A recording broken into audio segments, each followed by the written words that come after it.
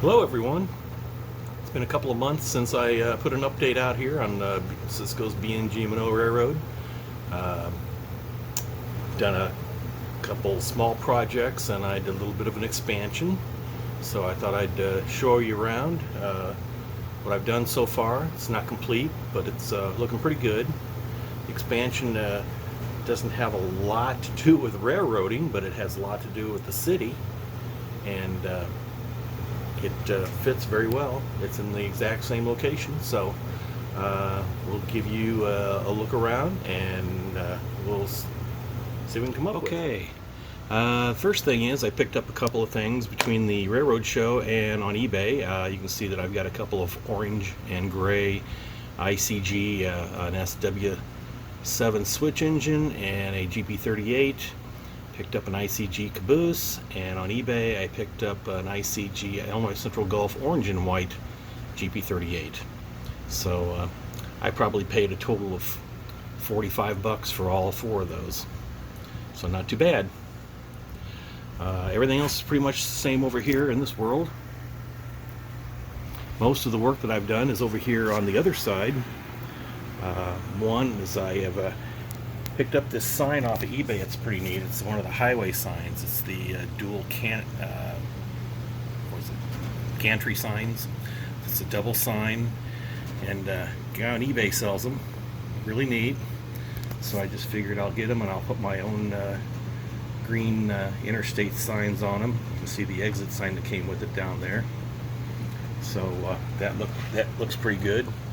Makes that look nice and congested like it does in that intersection there near 66 and Morrissey Drive 150.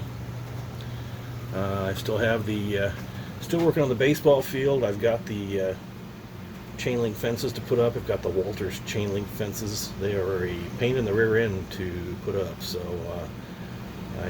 I'll get to them, but I think I'm going to use the Woodland Scenics chain link fence for the rest of this project that I'm going to show you. It's a little more expensive, but it looks really good and a lot easier to put up. So I'll finish this one though. We'll make it look good. The other thing I did is I found a little space here that I'd expand, so I expanded the table out here. And exactly where it is in town is the Bloomington-Normal Regional Airport from the 70s and 80s. You can see that I've got I expanded the roads. Ireland Grove Road to Towanda Barnes, and that's actually Towanda Barnes. It follows the airport as it actually does. Comes all the way down, intersects with Illinois Route 9 Empire Street, comes down right down in front of the airport. That's the old hangar that used to be out there. That's a Bachman Plasticville hangar that looks a lot like the old hangar that the Ozark Airlines used to use back in those days. This is an Amtrak station that I built. And I've got another full kit I'm going to cut in half and make a second floor, and that looks very similar to the old terminal that we have out there. So I did that. I put some bush road down. I got the parking spaces in front to drop people off. I've got the circle to let people in. I got the parking lot. So I found the 1/100th scale American Eagle Express, the Northwest Link Bombardier jets, and of course the MD-11 FedEx jet, because we do have a FedEx facility out here at the airport. And of course we have our Bloomington Fire Department out there. This is Fire Department number 3 with the new airport, which is now called Central Illinois Regional Airport, which we have a new terminal, a very nice one. We have a second fire department at the other end. So I added that. I will have a tower. I will have a control tower, and I will have a beacon that'll be right here. It's one of the green and white revolving beacons. It's one of the old-fashioned ones. It's going to be on there, and it'll revolve and it'll light. So let me turn the lights out and let me show you how it's all lit up. I found these new gadgets here, and I saw somebody online with them. This is actually, I think this is called BN Link, the company. Got them on eBay. You can get them on Amazon too. It comes with 2 remote controls, and it comes with 5 remote receivers. You can plug them in like I have here. and the entire room can be turned on with the remote, turned on and off with the remote control, which is exactly what I did. So let me turn the lights out, and let's show you what it looks like with the lights out. Okay, I've got the lights on over there, which is remote number 1. You can see the other side is all lit up. I'll hit number 2 here, and this area will light up.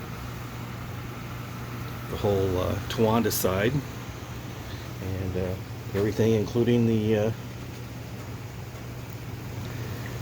stoplight, which I have to turn on. There we go. So the stop sign's turned on. There's a button on there that has a momentary switch. It has to be switched. Once you turn the power on, you have to go over and hit the momentary switch on the card for these. I'm going to see how I can automate that. But you see that looks pretty good lit up. All the way over here, there's the baseball field, which I think you saw lit up last time. So that's the whole Ireland Grove, Towanda Barnes corner out there. And come out here, and this is what I have so far lit up for the airport. So I have I use the white mercury lamps, which are still Chinese made. The guy in California, his name's David. He goes by We Honest on eBay. He's a really good guy. I mean, I had a messed up order, and he had it to me right away. He does well, and these things are cheap. I mean, it's like $1 a light, and you can buy a dozen of them for 12, 15 bucks. So I ordered those. I have some floodlights, and these are the kind of the yellowish ones that give a nice ambience. You can see that I've actually got a jet walk here. I found this company that made them in the 100 scale. So 100 scale to 187 scale, it's really close as far as HO. So there's the Northwest Airlink. He's loading at night from the jet walk. You can see that I have the front doors and the back doors lit up, and I have the inside of the terminal lit up. Let's see. And I did like I did the Steak and Shake, where I took pictures and printed off and put them on the window so it looked like the interior. And of course down here I have the FedEx building with its own floodlight. There's going to be more lighting on it. There's a floodlight here for the Ozark hangar, and then of course there's the runway, and the runways are going to be completely lit up. I've been researching, and the main runways are usually lit up with white lights. The taxiway, which is right next to it, is going to be lit up with blue lights. There's a string of red ones across the end down there, meaning don't go any further. And there's a string of green ones up here that says that's the beginning of the runway. And then back here, behind it, I added a little 14-inch section I'm going to add onto the table. And I've got the T-towers, the approach lights, you know how the chaser light approach lights out the airport. I built those and put LEDs, and I found a chaser circuit board specifically for that. There's a place called Backatronics that makes really neat lighting. So I've got that. I'm going to have the lights, they'll be lit up and they'll be flashing at the end of the runway. And you can see and kind of in the dark, you see the American Eagle sitting there waiting to take off. So it's a little crammed in here. I mean, it actually is in the exact location where it is in Bloomington Normal, but I didn't have a lot of space, so as you can see, the runway kind of runs right up to the highway on both ends. But we get the idea. So that's what I've been doing. So it's pretty well lit up. I've got more lighting to go on. I got lighting down at the fire station. I've got the red, green, blue lights and the yellow approach lights to put in, the circuit board to put in, and then right here, as I said before, there's going to be a little thin tower, and it's going to have the beacon, green and white beacon, revolving beacon, and it's Backatronics makes one. It doesn't really revolve, but the LED itself flashes in a way that it looks like it's a revolving light. It'll be white on one side and green on the other, and it'll flash like it's moving, but it's not. So it's pretty neat. So I bought that set. So yeah, did that, added to it. Yeah, granted, it's not exactly railroad material. The FedEx here, I do have, as you can see here, I have a FedEx truck here. And there's a FedEx truck here. And the semis could very well be going over to the piggyback yard doing ground work, FedEx ground deliveries, maybe down through piggyback service.